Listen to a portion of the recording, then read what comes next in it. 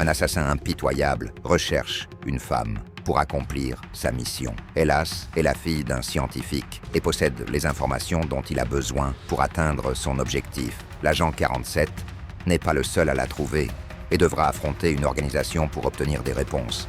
Après de nombreuses années de recherche, le docteur Albert Del Riego trouve enfin sa cible, une jeune fille nommée Katia Van Dees. Elle est la fille de Peter Aaron Litvenko, un scientifique connu pour avoir créé un vaccin capable de fabriquer des surhommes. Ces nouveaux hommes devaient être appelés des agents.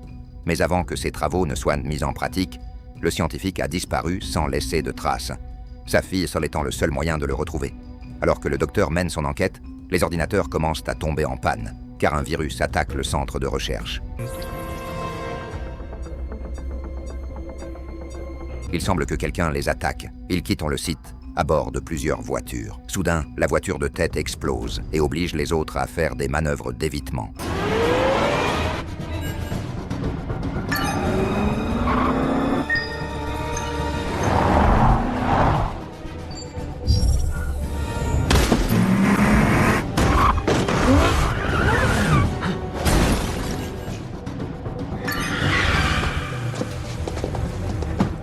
Dans un parking souterrain, ils sortent de la voiture et se réfugient dans la salle de contrôle. Albert demande aux gardes un rapport de situation, mais ils ne répondent pas, car ils sont déjà morts, ce qui alerte les gardes du corps restant. Les lumières s'éteignent et tous les hommes du docteur sont rapidement tués par l'agent 47, qui lui parle calmement et lui demande de lui donner l'emplacement de Katia. Il refuse d'abord, mais lorsque le tueur à gages menace de lui arracher un œil, il décide de parler et de lui donner les informations qu'il veut. L'agent n'a rien contre le médecin. Il le laisse en vie et s'en va. Albert en profite pour ouvrir une étagère d'armes. L'agent a laissé une bombe à l'intérieur afin que si le médecin décide de l'affronter, la bombe explose et déclenche l'alarme.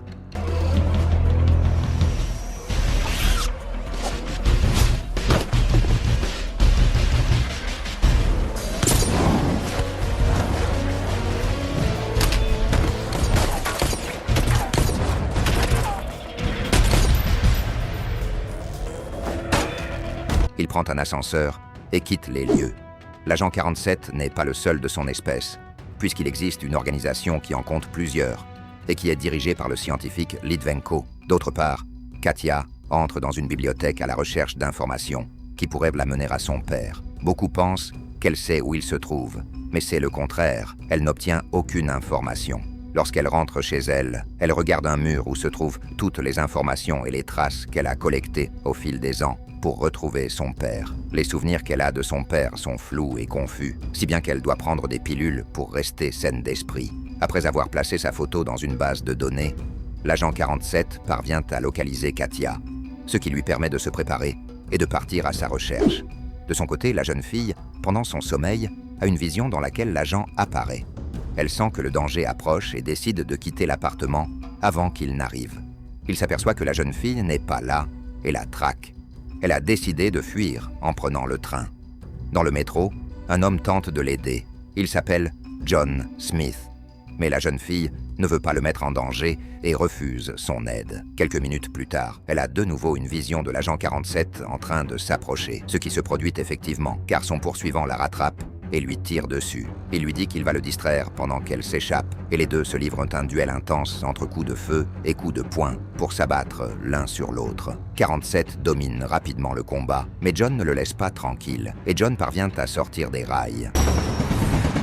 John sort de là et tombe sur Katia. Ils prennent tous les deux un taxi pour sortir immédiatement de là. Mais 47 arrive, tire sur le chauffeur qui meurt. Cela oblige ses passagers à abandonner la voiture et à s'enfuir. En marchant dans les rues, ils se rendent compte que l'assassin est toujours à leur poursuite et se précipitent vers l'ambassade. Là, John sort son arme et tire. Ils sont rapidement appréhendés par les forces armées et emmenés à l'intérieur. L'agent 47 sait que les suivre pourrait lui être préjudiciable. Il reste donc à l'extérieur pour préparer son prochain coup. Katia et son partenaire sont interrogés à l'ambassade. Ils répondent qu'ils sont poursuivis par un tueur à gages. De son côté, l'agent 47 met son plan à exécution et décide d'entrer dans l'ambassade comme si de rien n'était. Lorsqu'il vérifie ses bagages, il remarque qu'il y a un fusil à l'intérieur. Et pire encore, Lorsqu'ils le fouillent, ils s'aperçoivent qu'il porte plusieurs armes sur lui. Alors ils le dépouillent et l'emmènent dans une salle d'interrogatoire. Ils emmènent son fusil dans la salle, où ils lui demandent qui il est et pourquoi il avait un tel arsenal sur lui, car ils considèrent qu'il est stupide d'entrer dans l'ambassade avec. Il expose calmement ses véritables intentions. Il dit qu'il est un assassin et qu'il est là pour tuer une femme. Soudain, il donne un coup de pied dans la table et le fusil tire une balle qu'il utilise pour se libérer de ses menottes. Dès qu'il est libre, il commence à frapper les officiers et les assomme, puis s'empare de leurs armes et se libère des chaînes manquantes. Il entend des coups de feu dans la pièce voisine et se jette contre la vitre de la pièce pour retrouver Katia et s'enfuir avec elle. Mais ils sont poursuivis par l'agent 47 et n'ont d'autre choix que d'arrêter une voiture de patrouille. Ils la volent pour échapper à l'agent. Celui-ci se dirige rapidement vers un bâtiment, monte sur le toit et a l'occasion de leur tirer dessus avec son fusil. Il réussit à les toucher, mais ce n'est pas assez efficace pour arrêter la voiture et ils parviennent à s'échapper. Elles parviennent tous deux à se mettre à l'abri. Au cours de leur fuite, la jeune fille est blessée et John lui propose de la soigner. Elle sent qu'elle peut lui faire confiance et lui montre toutes les informations qu'elle possède sur la recherche de son père. Ils ont tous deux des idées sur l'endroit où il pourrait se trouver et elle a une vision qui lui fait trouver la réponse. Lorsque John s'approche d'elle pour entendre la réponse, 47 fait irruption dans la pièce et lui tire plusieurs balles dans la poitrine. Il frappe ensuite Katia et l'assomme. Lorsqu'elle se réveille, elle se rend compte qu'elle est attachée à une chaise. Son ravisseur sort de l'ombre et s'approche d'elle. Lorsqu'il la touche, elle commence à avoir des souvenirs de son enfance. Elle se rend compte qu'elle a connu l'agent 47 lorsqu'elle était enfant et qu'ils ont tous deux participé aux expériences de son père visant à créer des super soldats. L'agent lui explique que l'homme qui l'accompagne l'utilise en fait pour retrouver Litvenko. Elle ne croit pas vraiment ce qu'elle entend. C'est pourquoi 47 lui donne deux choix. Soit elle se libère et l'accompagne en se fiant à ses souvenirs, soit elle accompagne un homme qu'elle vient de rencontrer et qui finira par la trahir dès qu'il aura obtenu ce qu'il veut. Après le départ de l'agent, une turbine d'avion s'allume derrière la jeune fille. La turbine la rapproche lentement de la mort, mais Katia se détend et en se concentrant, elle parvient à se libérer de ses liens et à s'échapper. Elle suit 47 et tous deux décident de sortir de là, mais les forces armées les attendent. L'agent leur tend immédiatement une embuscade et élimine les soldats un par un. Katia tente de les aider et tombe sur John, qui n'est plus amical, et la frappe au sol. 47 se présente pour l'affronter, mais cette fois, les choses sont très différentes. Malgré plusieurs coups de poing et un coup de couteau dans la poitrine de John, il ne parvient pas à lui faire quoi que ce soit. Katia se lève et pointe une arme sur lui. Il lui dit que ça ne marchera pas, alors elle décide de tirer sur une fenêtre avec une turbine allumée, qui avale plusieurs soldats. Mais John survit, bien qu'il soit assommé. L'agent 47 et Katia s'en sortent vivants. Il lui dit que le seul moyen d'arrêter tout cela est d'aller voir le père de Katia. Bien qu'elle se méfie un peu de lui, la jeune fille finit par lui dire où le trouver. Ils prennent donc tous les deux un vol pour Singapour. Avant leur arrivée, le chef du syndicat est averti de la présence de 2 personnes dangereuses. À son arrivée, 47 se rend compte qu'il y a une forte sécurité. Alors il abandonne son costume et se déguise en pilote. Avant de partir, il demande à Katia d'éviter d'être filmée et d'attendre à l'extérieur de l'aéroport. Elle se concentre et utilise ses talents de super soldat pour mémoriser l'emplacement de toutes les caméras et passer inaperçue jusqu'à ce qu'elle sorte de l'aéroport. 47 l'attend dans une voiture. Malheureusement, Katia n'a pas remarqué une caméra mal placée qui filme son visage et lui permet d'alerter les officiers. Elle et 47 arrivent à l'hôtel. Le tueur à gages est fatigué et se prépare à dormir, mais il laisse d'abord ses armes à proximité, au cas où il en aurait besoin. Katia les prend et les démonte pour les nettoyer. Au matin, ils entendent plusieurs personnes approcher. 47 se réveille en sursaut et cherche ses armes, mais ne les voit pas. Les hommes font irruption dans la chambre et confrontent l'agent. Il parvient à se défendre avec une bouteille et les armes de ses agresseurs. Lorsque tout est terminé, Katia va lui remettre les armes et s'excuse de ce qu'elle a fait, ce à quoi il la prévient de ne plus y toucher. Il quitte l'hôtel et il lui donne un couteau pour se défendre, car ils sont déjà filmés.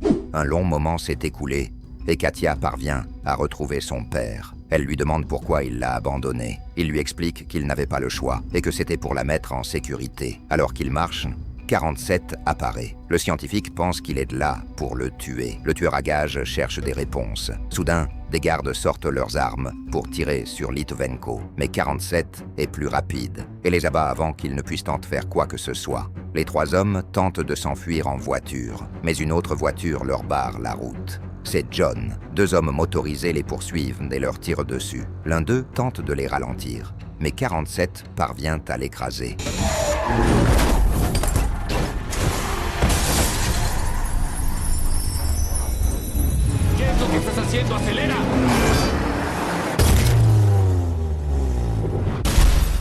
Alors qu'ils traversent la ville, un crochet tombe sur la voiture. Puis, plusieurs tombent. Ils sont bloqués par les forces au sol et tombent des hélicoptères. L'agent sort de la voiture et commence à tirer sur plusieurs d'entre eux. Katia et son père en profitent pour s'enfuir. Mais le scientifique est touché à la jambe et ne peut plus marcher. Sa fille l'aide à marcher, mais il ne peut pas porter son poids. 47 n'a d'autre choix que de prendre Katia et de s'enfuir, laissant le Litvenki sur place. John s'empare de l'homme et l'attache à une chaise pour qu'il révèle le secret de la fabrication de super soldats. Il refuse et on lui injecte un produit qui le fait souffrir. Malgré cela, l'homme reste sur ses positions et ne dit rien. De son côté, 47 appelle le syndicat et lui demande de regarder par la fenêtre. Il voit un hélicoptère et Katia à l'intérieur, évanouie. 47 est prêt à faire un échange. Le scientifique contre la fille, car elle est hybride et possède la clé du sérum du super soldat. Le propriétaire, le clerc, accepte l'échange et ordonne que le scientifique soit amené. Katia profite de la situation pour diriger l'hélicoptère vers le bâtiment et le faire s'écraser. Un garde va ensuite vérifier si la jeune fille est toujours en vie, ce dont elle profite pour se faufiler derrière lui et l'abattre. Les pompiers arrivant à l'immeuble, après avoir reçu un appel anonyme de 47 personnes signalant une catastrophe dans l'immeuble. L'officier en profite pour se camoufler parmi les pompiers et entrer dans l'immeuble. 47 les attend déjà. Il tire sur le clerc, mais John arrête la balle avec sa main. Son patron se met à l'abri tandis que John se bat avec 47.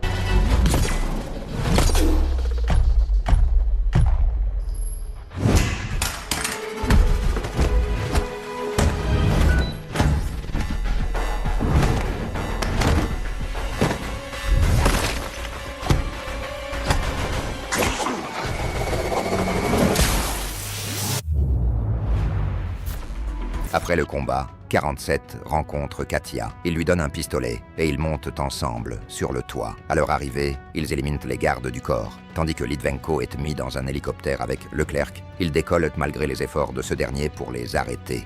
Elle n'a pas réussi à joindre son père et a peur de le perdre à nouveau. Tu madre estaría muy orgullosa. La encontraremos. Supongo que lo harías.